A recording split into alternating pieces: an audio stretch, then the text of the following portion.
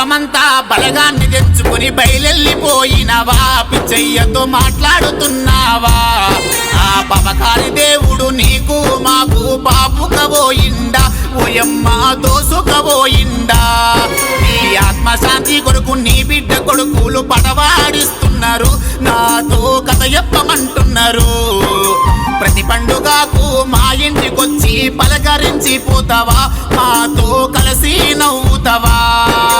ఎల్లమ్మ తల్లికి మొక్కి పండుగ చేస్తే మాతో వస్తావా ఓయమ్మ కలిసి తింటావా